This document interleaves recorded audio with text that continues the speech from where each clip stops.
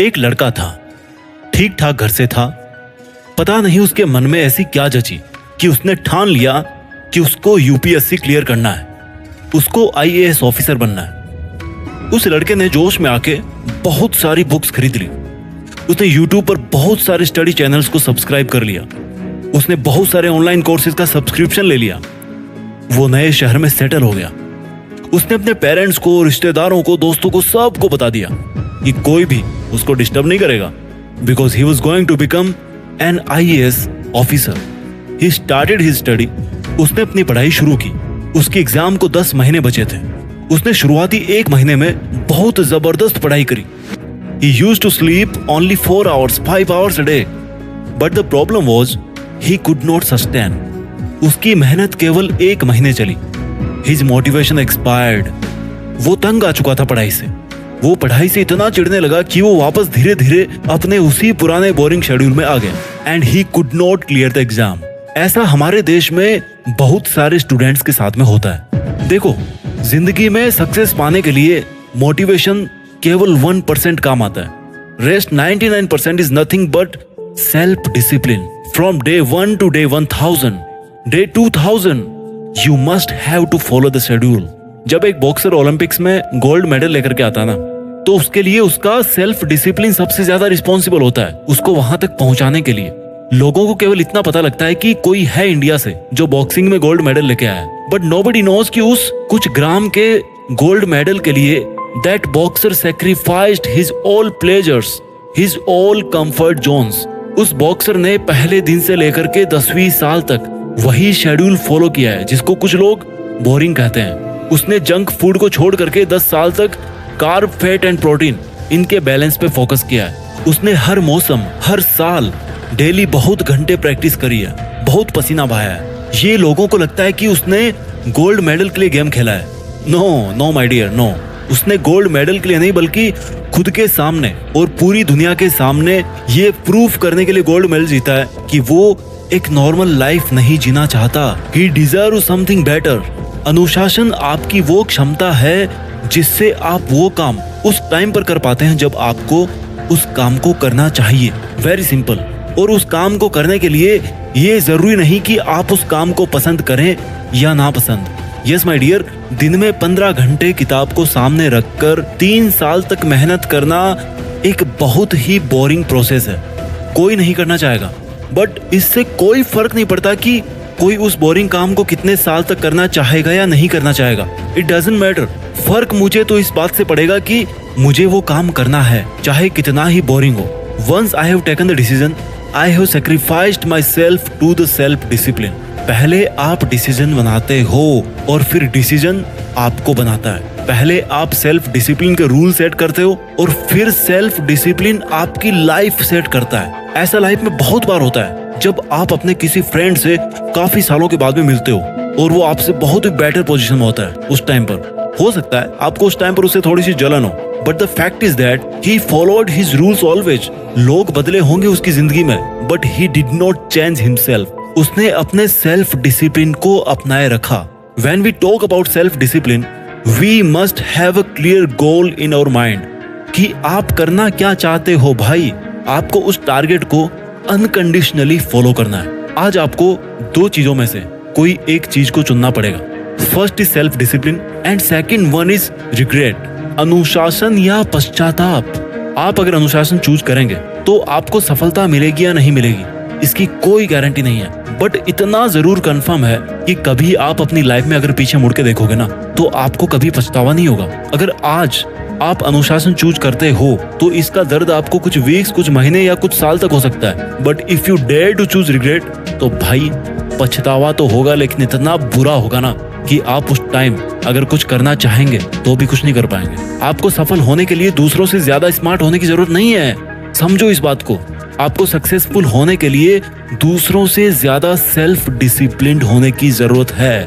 जब कोई आर्मी में भर्ती होता है ना, तो उसको सबसे पहला अगर कोई पार्ट पढ़ाया जाता है तो वो है सेल्फ डिसिप्लिन का। Discipline to perform his duty at any place, at any situation, at any cost. तब जाकर वी विन अ वॉर। और जो हमारी ये लाइफ है ना, this is also not less than a war. इसमें गोलियां नहीं चलती, खून खराबा नहीं होता, but a war is a war. और जिंदगी के इस युद्ध का असली विजेता बनने के लिए अगर आपको सबसे पहले कुछ सीखना है, that is only self discipline. Now question comes, how to become self discipline. Step number 1, सबसे जरूरी चीज है सेल्फ डिसिप्लिन को बनाने के लिए गोल सेटिंग। आपकी लाइफ का एक लक्ष्य निर्धारित कीजिए। आपको क्या लगता है आपको लाइफ में क्या करना चाहिए? आपको क्या लगता है कि कौन सी चीज आपकी लाइफ में सबसे ज्यादा जरूरी है? Is it your self respect? Is it money? Is it a job? और इज इट अ रिलेशनशिप? कोई भी आपका लक्ष्य हो, it doesn't matter. Step number 2, मुझे ये काम करना चाहिए। इस वाक्य से निकल के आप इस लाइन पे आइए कि मैं ये काम कर रहा हूं। द मोमेंट यू रियलाइज कि आपको ये काम करना चाहिए, you must not wait for anything. आपको अपने उस आइडिया पर काम करना शुरू कर देना है at that very very very first moment. जो रेस में सबसे पहले स्टार्ट करता है ना, उसके चांसेस भी ज्यादा होते हैं सबसे आगे रहने के, सब्जेक्टेड टू हिज परसिस्टेंस। यानी कि लगातार काम करने की जो आदत होती है ना, वही रेस में सबसे ज्यादा आगे आपको लेकर के जाती है। Step number 3, create a deadline. जब कोई रेस शुरू होती है तो जो दौड़ने वाला होता है उसके सामने एक टारगेट होता है कि वो रेस 100 मीटर की है या 10 किलोमीटर की है। उस रनर की तैयारी और माइंडसेट भी उसी तरह से होता कि वो अपने आप को मेंटली तैयार कर सके। मैंने बहुत पहले एक वीडियो में कहा था कि किसी भी काम को करने के लिए आपको उस काम को सबसे पहले अपने विचारों में करना होता है। सबसे बड़ा काम होता है किसी भी काम को करने का पहले खुद को ये समझाना कि मुझे ये काम करना चाहिए, मैं ये काम कर सकता हूँ या मैं इसी काम को करने के लिए बना हूँ। You have to win yourself, so you must set a deadline कि मुझे ये काम करना है और कितने समय में करना है। हो सकता है आपका लॉन्ग विजन हो 10 साल का, हो सकता है आप वहां पर 5 साल में पहुंच जाओ, बहुत अच्छी मेहनत थी आपकी, या हो सकता है आप 20 साल में भी ना पहुंचो, बट रफली you must set a target कि यार ये काम मुझे 10 साल में करना है। स्टेप नंबर 4, जब आपने एक बार बहुत बड़ा टारगेट सेट कर लिया तो अब आपको बार बार ये सोचने की जरूरत नहीं है कि आपको इतना बड़ा काम करना, आपको इतना बड़ा काम करना, आप कैसे करोगे कैसे करोगे। आपको केवल इस पर ध्यान देना है कि आज के दिन में मैं कैसे उस मंजिल के एक और कदम पास जाकर के खड़ा हो जाऊं। वो जो टारगेट है ना, that should work like a magnet. जो चुंबक होती है ना, वो लोहे को खींचती है अपनी तरफ, है ना। तो वो जो मंजिल है ना, that is magnet and you are iron my dear. आपको केवल आज पर ध्यान देना है, आपको केवल आज का काम करना है। भगवान ना चाहे, बट हो सकता है हम में से कई लोग इस दुनिया में 10 साल बाद रहे ही ना, बट हमारे पास आज तो है ना। Step number 5, create habits as soon as possible. आपको कुछ आदतें छोड़नी पड़ेगी, कुछ बदलनी पड़ेगी और कुछ नई आदतें अपनानी पड़ेगी। आप एक पेपर लीजिए, जानता हूँ बहुत बोरिंग काम आजकल कोई नहीं लिखता पेपर पे, ठीक है मोबाइल में लिख लो। वहां पे आप नोट करो कि आपके अंदर आज की डेट में क्या क्या अच्छी आदतें हैं जिनको आपको और बेटर बनाना है, कौन सी बुरी आदतें हैं जो आपको कम्प्लीटली छोड़ देनी है, और ऐसी कौन सी आदतें हैं जो आपके फील्ड में बड़े लोगों के पास थी लेकिन आपके अंदर में नहीं है। बिकॉज आपको अगर उस लेवल तक जाना है तो आपको अपनी आदतों में भी बदलाव लाना पड़ेगा। टिप्स नंबर 6, सबसे important, be responsible, be honest. आप चाहे दुनिया के सामने कैसे भी रहो, कैसे भी बनो, आप दुनिया को उल्लू बना सकते हो। You can cheat the world but you must not cheat yourself, because I'm once again saying that in this 800 crore people's world, you are just one who will be with you till your last breath.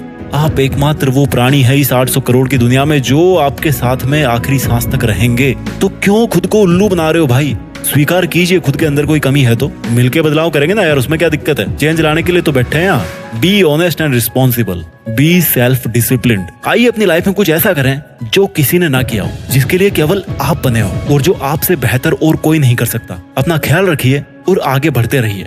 देश में खुद के साथ साथ दुनिया में भी हिंदुस्तान का नाम रोशन कीजिए। जय हिंद, वंदे मातरम।